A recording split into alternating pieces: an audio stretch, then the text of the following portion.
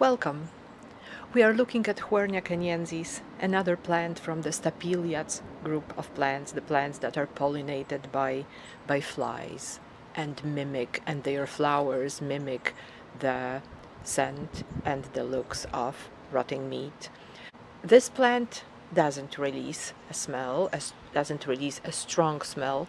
The smell is certainly detectable by flies, but it is not a plant that fills the room with an unpleasant smell when it blooms.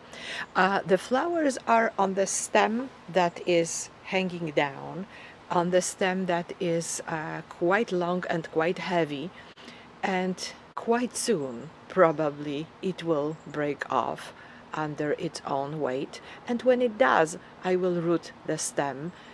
Rooting is quite easy and I will have another plant, but before it happens I am quite happy to have the plant that is hanging down.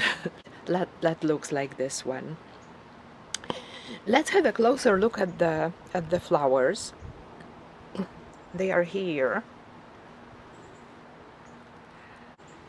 They look very much like the flowers of Huernia schneideriana, except Huernia schneideriana's plants are a little bit flatter.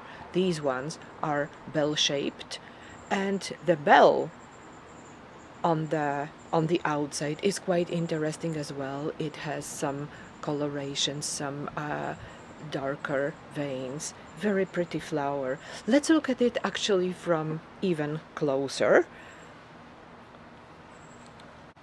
Here are the flowers. We can see the inside of one of them and the outside of the other.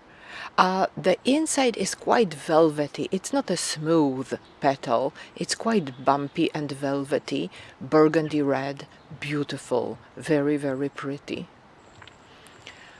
And as you can see, there are some flower buds that will be ready to open very, very soon. So this spot will produce many flowers, and I'm expecting that this spot will be producing flowers throughout the season, because that's how